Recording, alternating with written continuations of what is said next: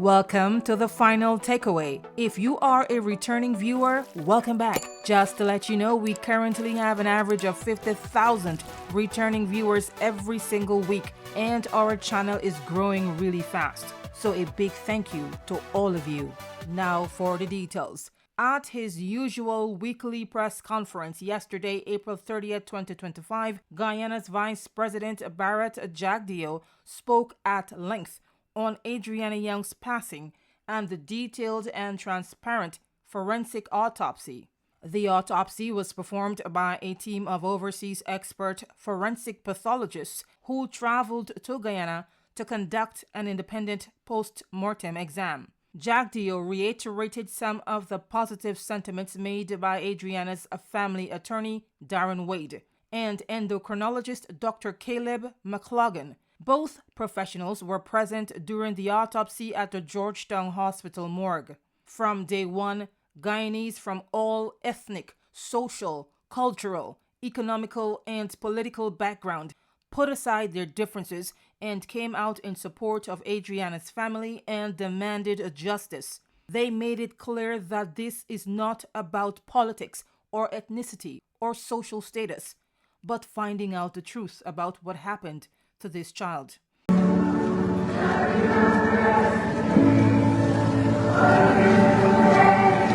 Some were called supporters, others were categorized as picketers and protesters, and some criminal elements. During his press briefing, Jagdeo accused the People's National Congress Reform, the PNCR, and the Alliance for Change, the AFC, of coordinating the protest to capitalize on the child's demise. He notes the two opposition parties have mobilized their henchmen to carry out their agenda. That agenda, Jagdeo says, is to create chaos and unrest in the population and is motivated for political gain, not justice for Adrianna. That was the purpose of this exercise, not justice for Adrianna. I suspect some people there were there in support of the family. But a lot of people were mobilized to come there. And it goes right back to the political actors. From the beginning when they showed up there, the day that the body was found, Adrianna was found. They've been making public statements about it, but privately mobilizing people to capitalize on this. A lot of the people were there mobilized and led by individuals who were associated with the PNC and the AFC. They were led by them. The signals were coming from them. They were directing people how to act.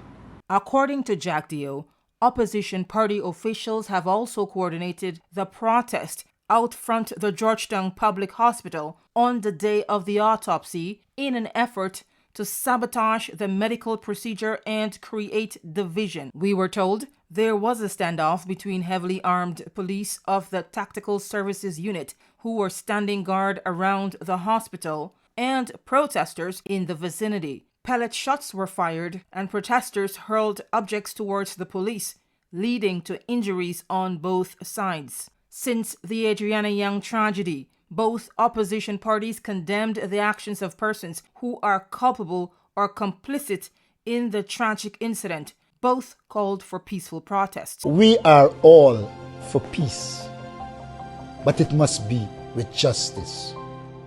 Peace cannot be in isolation from justice.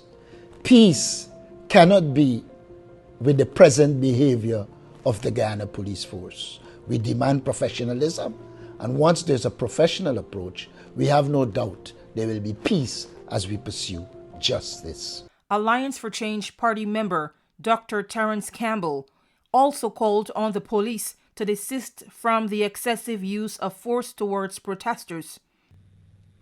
We stand united in condemning the excessive use of force against peaceful protesters, the stroking of racial intolerance, and the racial profiling of Guyanese citizens, and the political exploitation of a nation's grief.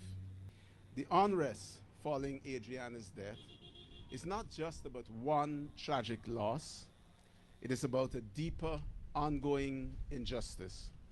It is about a system that treats the poor and the working class youth as disposable.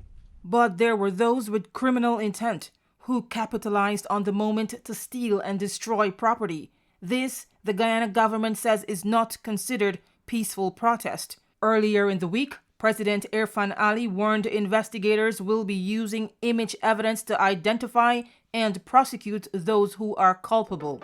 Remember to turn on all YouTube notifications for this channel to receive updates when we upload new videos. That's all for now. Thanks for watching. Stay safe.